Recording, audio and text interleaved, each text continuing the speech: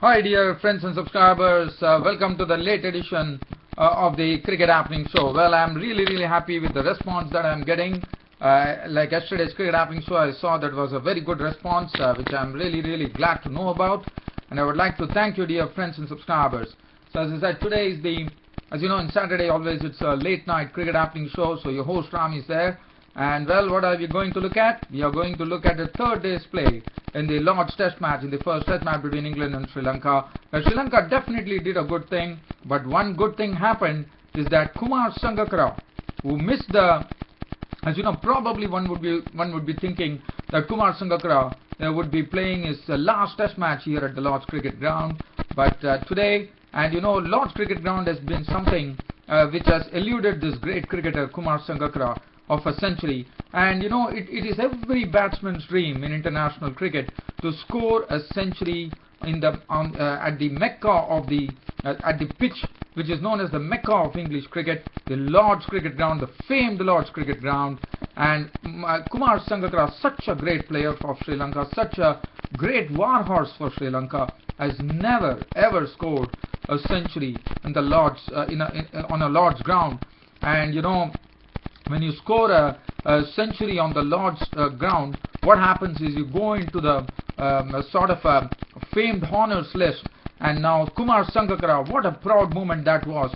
So I mean, just really looking at this day, I would say it was Kumar Sangakarra's century at the Lord's Cricket Ground. He made 147 runs with 16 boundaries, took his time at the crease, got Sri Lanka out of a tight situation and slowly nursed them, and then he started getting support from his other warhorse partner, Mahela Jayawardene, who contributed 55 with 7 fours, and then the captain himself, Angelo Matthews, coming in and playing in a really a fluent manner, not perturbed at all, making an unbeaten 79 towards the close of play with 8 boundaries, and that took Sri Lanka.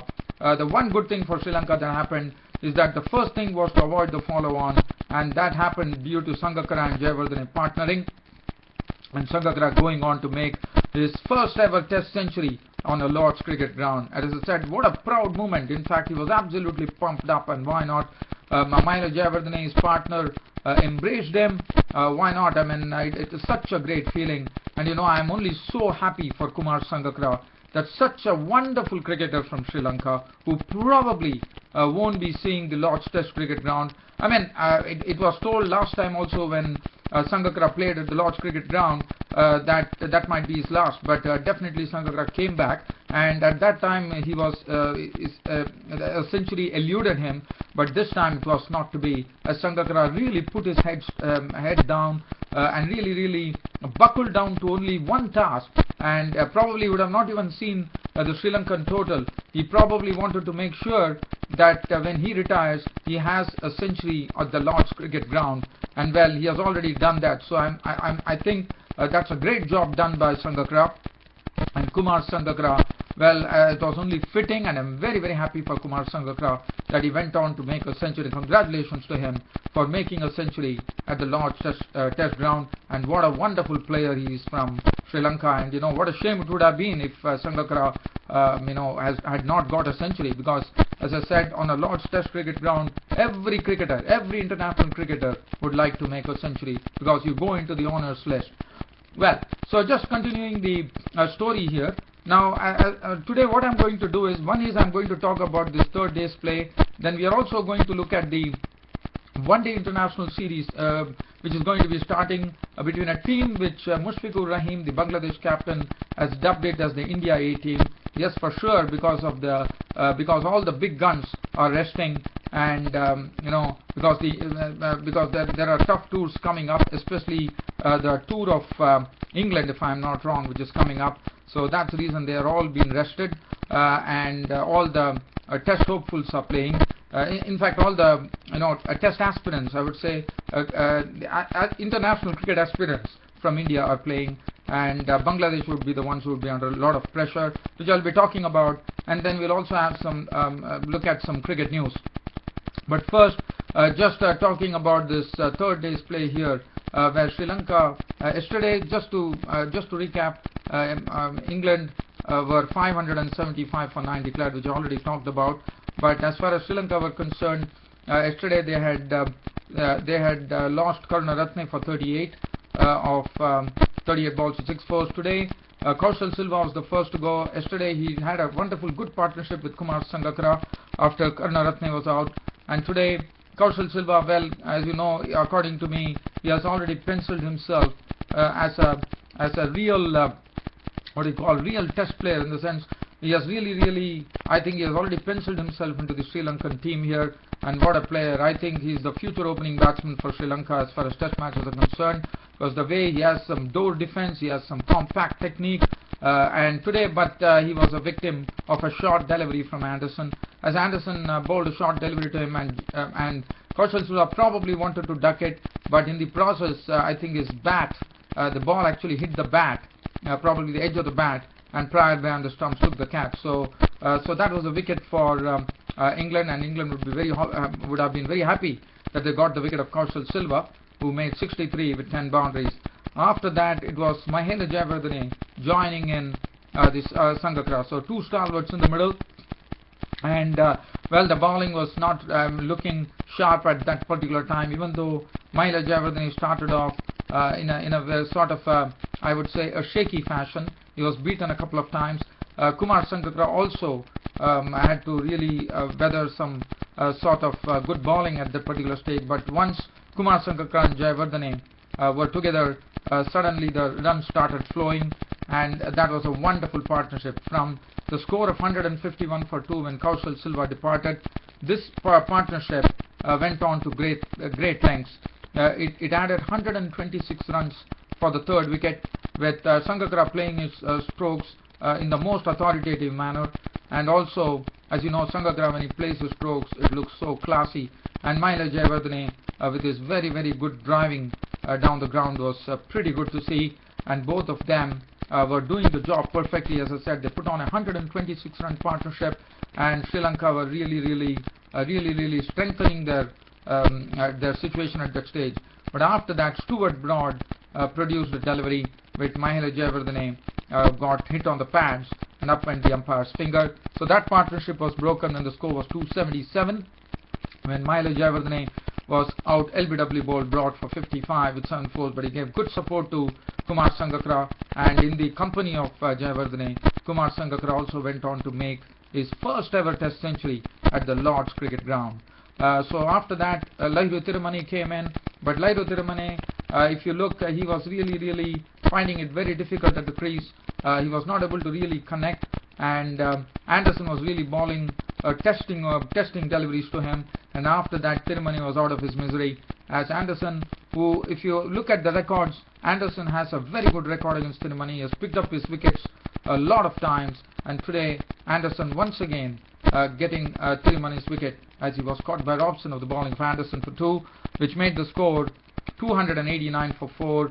Sangakarra was still there, joined in by Prasanna Jayawardene, and Kumar Sangakarra, as I said, went on to make his century. And after that, when the score, and then there was another good partnership that happened. Angelo Matthews came in. He was really very positive, and whatever, I mean, there was absolutely, I mean, Angelo Matthews was not in any trouble at all while dealing with the bowlers. He played very well, and along with Sangakarra, and once again the partnership pushed the score from 289 for 4 to 385, and that was the time when Kumar Sangakarra and Angelo Matthews were there, that Sri Lanka avoided the follow-on, because 375 was the first thing before their eyes, which they definitely surpassed, with Angelo Matthews playing a fine hand here. But then finally Moeen Ali, who was making his debut, what a wicket to get for Moeen Ali, the left arm, the spinner. What he did is he actually got Kumar Sangakarra's wicket, and that was a big wicket. And you know, what a great feeling for Moeen Ali too, the spinner, who would have been absolutely could take great pride in saying his maiden wicket is Kumar Sangakarra of Sri Lanka, and what a prize wicket that is, we all know. And what Moeen Ali, and this delivery that Kumar Sangakarra normally cuts well, but this particular ball was actually coming in. Ball was turning in, and Kumar Sangakarra trying to cut the ball probably wanted to cut it through the point, but the ball got the edge of the blade, and Pryor Van the Stumps took the catch, and that was a proud moment for Moeen Ali on his test debut, getting his maiden wicket in the form of Kumar Sangakarra. And Kumar Sangakarra walked away from the Lord's cricket ground, caught Pryor, bowled Moeen Ali the spinner for 147 with 16 very well played boundaries. And what a knock from Kumar Sangakarra. Really came at a very right time, and it was pretty fitting. So Moeen Ali actually, as you know, he has learned the Dusra from Saeed Ajmal, playing for Worcestershire, and Moeen Ali definitely bowled well, and as I said, this was an important wicket that he got, and under the circumstances, and if you look at the context of things, I thought it was a big wicket that England got, and Moeen Ali was the one who secured that breakthrough. And after that, Angelo Matthews could not, he saw 2 wickets fall in front of him pretty quickly towards close of play. When first it was Prasanna Jayawardene, Liam Plunkett, after a gap of 7 years coming into international cricket, finally got his reward after toiling hard.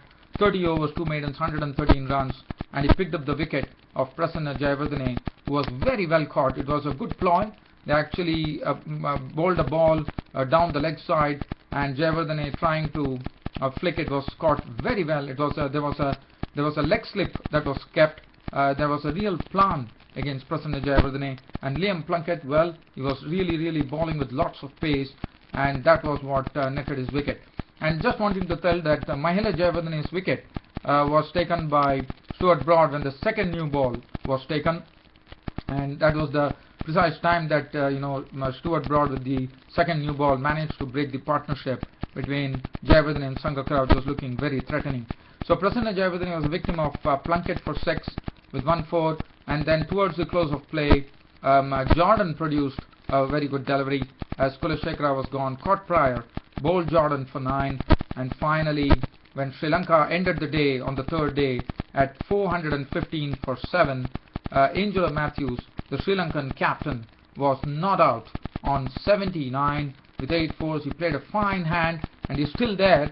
And as far as Angelo Matthews is there at the crease, and if you could get some support from Rangana Herath, who is batting not out on not, and then Nuwan Pradeep and Eranga to come tomorrow, that would definitely, because Angelo Matthews is such a player that he could really, but it is still a tall task, because 160 runs they require to get into the lead. But Angelo Matthews being there, that could give some confidence to Sri Lanka. At least, Angelo Matthews could, in the company of the tailenders, if at all they could give some support, he could at least take the Sri Lankan score to 500. So at least psychologically Sri Lanka would be feeling a bit secure, even though they would concede probably 70 odd runs to England. But I thought Angelo Matthews has really played well here. He's not out on 79 with 8 fours, and that is as far as the 3rd day's play is concerned. Looking at the bowling figures, James Anderson I thought was the best bowler among all. 24 overs, 6 maidens, 73 runs and 2 wickets. Broad 24 overs, 7 maidens, 1 for 60. Jordan at 27 overs, 4 maidens, 98 runs and 2 wickets. Liam Plunkett, for all his hard toil, finally got his reward. 30 overs, 2 maidens, 113 runs and 1 wicket. Moeen Ali getting the wicket of Kumar Sangakarra on his test debut. 16 overs, 2 maidens, 1 for 56, his maiden wicket in test cricket. And Joe Root 3 overs, 1 maiden, none for 7. So all in all, play looks to be pretty interesting coming into the 4th day. And tomorrow it will be very interesting to watch how far Sri Lanka can actually stretch the score. It all depends on the tailenders giving support to Angelo Matthews, because Angelo Matthews would also definitely, and what a proud moment that would be, because Angelo Matthews is 21 short of a century, and if he could get a century here at the Lord's Cricket Ground, that would be another achievement for Sri Lanka, irrespective of what they score tomorrow. Well, dear fans, friends, subscribers, from here, let's shift the focus. As I said, that is the one-day international series, which is going to be starting between Bangladesh and India. Now, we all know that India are not having any of the big guns there. All the big guns are resting, keeping in view the England tour coming up. And it is, as you know, the Bangladesh captain has already expressed surprise, Mushfiqur Rahim, saying that this is an India A team which has been sent out. And yes, there are a lot of hopefuls. Now, as I said, the pressure is tomorrow is the first one-day international, which is going to be starting between Bangladesh and India. There are only going to be 3 one-day internationals played. All the matches are going to be played at Dhaka. And tomorrow, on 15th of June, is the first one-day international between Bangladesh versus India at Dhaka, the capital of Bangladesh. And for Bangladesh are the ones who would be under enormous pressure because for Bangladesh, according to me, but the India A team is full of talent. There's no doubt about it. But Bangladesh are at their full strength, and probably Bangladesh would be eyeing a 3-0 whitewash. Now, that is not something that India. Now, it would be very interesting to see. As I said, Bangladesh are the ones under pressure. As far as India are concerned, Indian team is concerned, they are under not a lot of pressure. Suresh Raina is the one who is the captain, who is leading the team, and he is in some good form, no doubt about that. Robin Uthappa, we know he has come from the IPL in absolute pink form, and it would be very interesting to see how Robin Uthappa shapes up against the Bangladeshi bowlers, because he's absolutely a changed batsman. He's changed his technique, the way of playing has changed, and there are a lot of chinks that he has a lot of things he has ironed in his technique, and he's a much better player, and that was absolutely reflected in the Indian Premier League 2014, and he would be partnered either by Cheteshwar Pujara or Ajinkya Rahane. Probably, Cheteshwar Pujara is also one thing that I would like to say, that I am told that he's also trying his hand at spin bowling because he's trying to see how he can make it to the Indian team, and that is good to see that Cheteshwar Pujara is a very quick learner, and he's definitely challenging a few places there. And Cheteshwar Pujara, as you know, is perfect test batsman, but as far as one-day matches are concerned, that is something he still has to prove himself. Ajinkya Rahane, we know what a wonderful player he is. Then they have Ambati Raidu, who did well in the Indian Premier League. Manoj Tiwari is back into action after the injury. Riddhiman Saha, the wicketkeeper, is in some great form. He's coming on the heels of a century in the finals of the Indian Premier League for his team, the Kolkata. He has made a century for his team, Riddhiman Saha, and he's a wicketkeeper batsman. He is the best wicketkeeper present now after Mahendra Singh Dhoni in India. And one good thing about Riddhiman Saha, he's a much better batsman than before, because he showed in the Indian Premier League how he could really up his strike rate, and the way he actually hit the bowlers. There was no just sitting. There was no wasting time. Immediately he got into business, and Riddhiman Saha is a much. I think he's another player who on the lines, as you say. If I talked about Robin Uthappa, I think Riddhiman Saha is also a pretty changed player right now. And then we come to the spinners. Akshar Patel, who already made a name for himself in the Indian Premier League 2014, and also Parvez Rasool, the right arm offie from Jammu and Kashmir, is also there. But I'm sure Akshar Patel would get an opportunity. Probably this is an opportunity, as Suresh Raina, the Indian captain, very readily mentioned, that a lot of people, this is an opportunity for a lot of players to actually prove themselves before the World Cup starts. And it's also a good opportunity for the selectors to have a look at them, because that's the precise reason that India has actually sent a second string team to play Bangladesh. But one can't take Bangladesh lightly, let me tell you that. But it will be very interesting. As I said, India won't be under much pressure, but as far as Bangladesh are concerned, they are under enormous pressure, because the whole the Bangladeshi cricketing fraternity and also the management, Bangladeshi management, would be hoping that Bangladesh can actually give a 3-0 whitewash to India. But one has to wait and watch. As far as the other spinners are concerned, Amit Mishra is the one who is also a very good spinner, and that the pace bowling would be in the hands of Mohit Sharma, Umesh Yadav, and Vinay Kumar. So I think, as I have been already saying this, that India are the ones who are not under pressure. The team under pressure would be Bangladesh, because they are the hosts of this particular tournament. And as far as Bangladesh are concerned, Tamim Iqbal is back, and he is a very dangerous player. Anamul Haq has been performing very consistently. Mominul Haq, according to me, is one of a wonderfully talented player, Mominul Haq, and he really likes to be aggressive, and he likes to play strokes. I mean, it is not the question of just hitting, but it is some very, I would say, a very nice hitting. He plays the ball all along the carpet. He drives well, and and he's a real talent coming in from Bangladesh. Mushfiqur Rahim, the captain, we all know that he's a great fighter, and he always leads from the front, whether it is with his words or with his bat. Shakib Al Hasan, I mean, he's such a 100% player. I mean, he will contribute in all the departments of the game. And then Nasir Hussain. Now, Nasir Hussain is the one who would be under a bit of pressure, because he is the one who has not really delivered. We saw even in the T20 World Cup, he couldn't get lots of runs under his belt. Now, Nasir Hussain would be expected to score. And then they have Mahmudullah, who is a bits and pieces player. And then they have Abdul Razak, who is the veteran of spinners, and Sohail Ghazi, who is playing on the team as an all-rounder, because he's not only a right-arm off spinner, he is also a very good player. He likes to hit the ball, and he's a very useful player. Now, as far as Bangladesh are concerned, Mashraf-e Murtaza is a much charged up bowler now, looking good. Al Amin Hussain was impressive, and he bowls with a lot of pace. And one player to watch, it would be interesting to see Taskin Ahmed. I am told that in Bangladesh he is the fastest bowler currently available. It would be good to see whether Taskin Ahmed would be unleashed at the Indian players. It will be good to see, and how the Indian players cope with that. And then Mithun Ali is the another batsman. He's a wicketkeeper batsman, I'm told. He's also there. So it will be very good to see. I think it will be, if you look at it, India definitely, with the second string team. But as far as Bangladesh are concerned, they could also do a lot of experimentation, because they know that India are not in that full strength. And then also they have Ziaur Rahman, who was drafted in, and he's also a pretty good, a big hitter of the ball. But he doesn't do it at a very consistent, in a consistent manner, and that has been the problem for Bangladesh. And also he bowls some very good military medium pace, where he can really keep the batsman quiet with his bowling. So that is as far as Bangladesh are concerned. But as I said, Bangladesh are the ones who are under tremendous pressure here.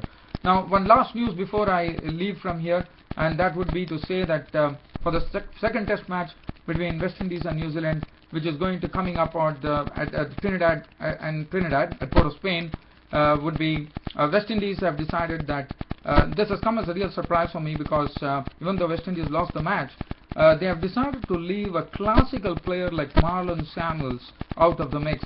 So Marlon Samuels has been dropped for the second test match, which is coming up at Port of Spain in Trinidad, which really comes as a surprise for me, because I think, yes, Marlon Samuels definitely bagged a pair in the first test match, but the second test is something I thought Marlon Samuels could have been persisted with. But well, the West Indies, this is something, the decision is taken by the West Indies cricket board, but I definitely I definitely don't agree with it, because I thought Marlon Samuels is a very classical player.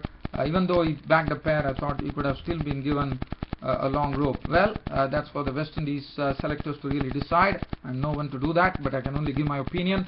And Kieron Powell, who has been really struggling as far as international cricket is concerned for quite a long time, also has been dropped. Now, in comes two new caps there. One is Leon Johnson, who is a batsman, and Blackwood has done very well in the domestic leagues in West Indies, and Blackwood has also been selected. So they are the two players who are replacing Marlon Samuels and Kieron Powell, Leon Johnson and Blackwood. And one last news before I leave this Cricket Happening show today is that the former left-arm spinner Murli Kartik, who played a few tests for India, has finally retired from international cricket. Well, dear fans and subscribers, on this note, I would like to wind up my Cricket Happening show for today, and I'll be seeing you all tomorrow. Until then, it's good night from here. Thank you.